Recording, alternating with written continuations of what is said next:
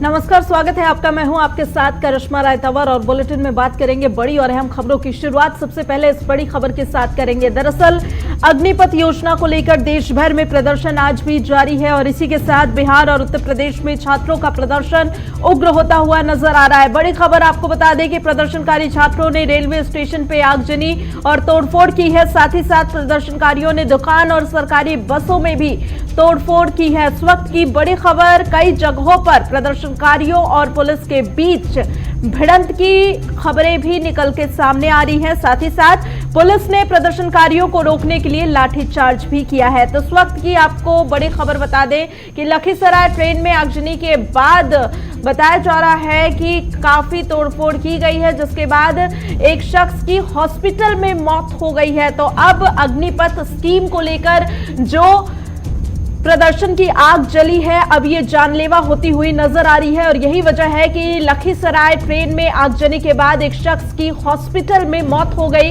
Agnipath scheme के खिलाफ Jammu Pathankot highway पर भी प्रदर्शन देखने को मिल रहा है। प्रदर्शनकारी छात्रों ने रेलवे स्टेशन पे तोड़फोड़ और आगजनी करी है और देश भर से ऐसी तस्वीरें निकल के सामने आ रही है जहां स्थिति काफी चिंताजनक होती हुई नजर आ रही है। देखिए, अलग अलग तस्वीरें आपको स्क्रीन पे दिखा रहे हैं किस तरीके से प्रदर्शनकारियों का प्रदर्शन उग्र होता हुआ नजर आ रहा है। और आगरा हो, बलिया हो, कुशीनगर हो, उन्नाव हो, देवरिया हो, तमाम उत्तर प्रदेश के राज्यों में इस समय प्रदर्शन की आग सुलगती हुई नजर आ रही है। वहीं राजस्थान, फरीदाबाद और साथ ही साथ अब ये आग तेलंगाना तक पहुंच गई और वहां के सिकंदराबाद रेलवे स्टेशन पर किस तरीके से एक ट्रेन को आग के हवाले कर दिया गया, उसकी तस्वीरें भी लगातार आपको स्क्रीन पे दिखा रहे हैं कि किस तरीके से ये प्रदर्शनकारी जो कल तक नारेबाजी कर रहे थे और इससे पहले नारेबाजी कर रहे थे, कल जो तस्वीरें देखी थी उसके बाद आज ये प्रदर्शन और भी ज्यादा उग्र होता हुआ दिखाई दे रहा है और अब इन्होंने तोड़फोड़ और आगजनी करनी शुरू कर दी है, जिसके चलते आपको बता दें कि देश भर में इस समय माहौल चिंताजनक होता हुआ नजर आ रहा है। जिसके बाद पुलिस प्रशासन भी तमाम प्रदर्शनकारियों को रोकने की कोशिश कर रही है। ऐसे में आमने सामने पुलिस और प्रदर्शनकारी आ गए, जिसमें भिड़ंत भी देखने को मिली और पुलिस ने इन्हें रोकने के लिए लाठीचार्ज भी किया। देखिए, बिहार में जिस तरीके से ये प्रदर्शन शुरू हुआ था, अब इसकी आग सुलगते सुलगते पूरे देश में पहुंच चुकी है और बिहार की तस्वीरें भी आपको लगातार दिखा रहे हैं। बिहार का चाहे बेतिया हो, कुल्हड़िया हो, मधेपुरा हो, पटना, सासाराम, लखीसराय, किस तरीके से वहां पर जो प्रदर्शन की चिंगारी है वो अब भड़कती नजर आ रही है। ट्रेनों में आग लगाई जा रही है, ट्रेनों में तोड़फोड़ की जा रही है, रेलवे ट्रैक पर आगजनी की जा रही है, रेलवे स्टेशन पे तोड़फोड़ की जा रही है, दुकानों में तोड़फोड़ है और पुलिस ने इसे लेकर लाठीचार्ज भी किया है। तो देखिए और समझिए कि एक स्कीम जिसे सरकार लगातार युवाओं के, छात्रों के हित में बता रही है और कह रही है कि किस तरीके से इस स्कीम का युवाओं को और छात्रों को फायदा होने वाला है,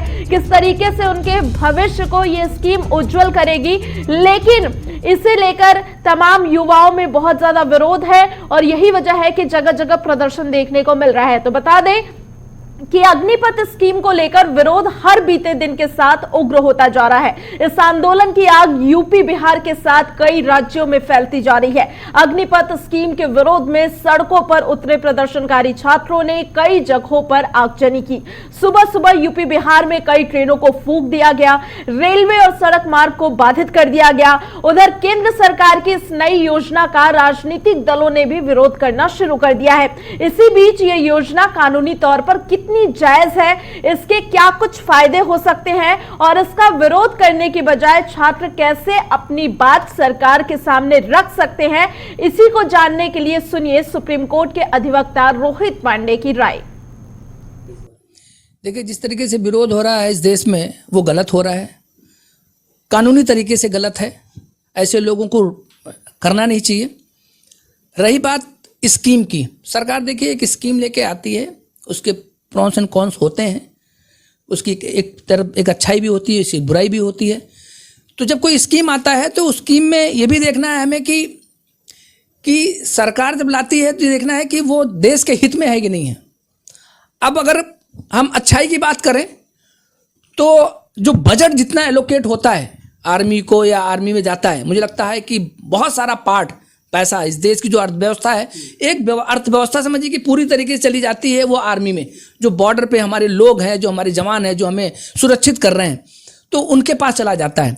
तो वो एक स्कीम निकाल करके कि 4 साल का एक प्रोवेशन पे रखना और उसके बाद 75% को अलग कर देना, निकाल देना और 25% को लेना, उनके कंडक्ट पे डिपेंड करेगा, उनके सर्विस पे डिपेंड करेगा कि वे अच्छे हैं कि नहीं है, उनको कंटिन्यू करना है कि नहीं करना है, उनको परमानेंट रिक्रूट करना है कि नहीं करना है, ये सरकार डिसाइड करेगी। देखिए ये कहीं ना कहीं बहुत कुछ रिसर्च करके और इस स्टेज पे आकर के स्कीम को लॉन्च किया है। मुझे लगता है कि अभी इंतज़ार करना चाहिए आगे कि ये स्कीम क्या सक्सेसफुल होगा कि नहीं होगा, क्या सरकार की अर्थव्यवस्था को लेकर के भी, क्या रोजगार को लेकर के भी, क्या ये स्कीम सटीक है कि नहीं है, ये अभी आगे आने वाला समय बताएगा।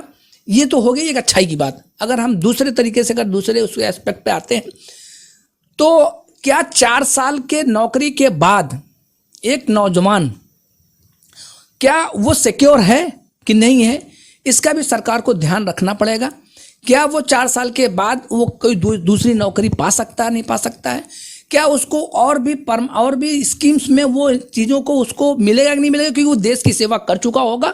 तो ये सब चीज़ों को ध्यान में रख करके भी सरकार को मुझे लगता है कि ध्यान रखा भी होगा। स्कीम देखने की बात है, जहाँ तक कि मुझे लगता है उन नौजवानों को भी एक मैसेज देने की ज़रूरत बहुत ज़्यादा होगी कि ये समझना कि पहले कोई चीज़ जानने से पहले आप कोई दंगा फसाद मत करें, कोई सरकारी संपत्ति को आप नुकसान मत पहुंचाएं, अपने आप को नुकसान मत पहुंचाएं, कि किसी दूसरे को नुकसान मत पहुंचाएं। पहले समझें कि स्कीम क्या है। अगर स्कीम में अगर कहीं भी कुछ चीज़ें गलत पाई जाती हैं, तो मुझे लगता है कि उसका एक तरीका है, दरवाज़ा खटखटाने की ज़रूरत है। कानून का आपके पास रास्ता है, कोर्ट का रास्ता है, जहां आप जा करके दरवाज़ा खटखटा सकते हैं। सरकार को आप जा करके रिक्वेस्ट कर सकते हैं, अपनी बात रख सकते हैं, वो आपकी बात सुनेंगे। नहीं सुनते हैं तो कोर्ट में जा सकते हैं। अग्निपथ योजना को लेकर चल रहे विवाद के बीच राजनीतिक गलियारों में भी हलचल तेज हो गई है। जहां एक और केंद्र सरकार इसे युवाओं के हित में बता रही है, तो वहीं विपक्ष इसको लेकर केंद्र सरकार पर हमलावर है। इसी को लेकर हमारे संवाददाता ताबिश कमाल ने राज्यसभा सांसद दुष्यंत कुमार गौतम से खास बातचीत की और इस दौरान दुष्यंत कुमार गौतम ने क्या कुछ कहा, वो सुनिए।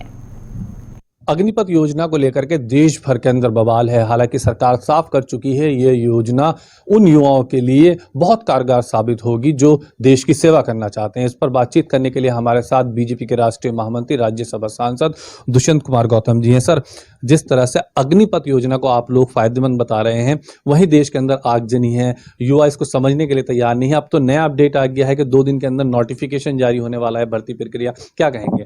देखिएगा, अग्निपथ योजना अग्निवीर बनाने के लिए इतना लाभदायक है। मैं आज भी गांव देहात में जाता हूं तो युवा भाग दौड़ करते रहते हैं, दौड़ लगा रहते हैं, एक्सरसाइज करते रहते हैं कि हम फौज में जाएंगे।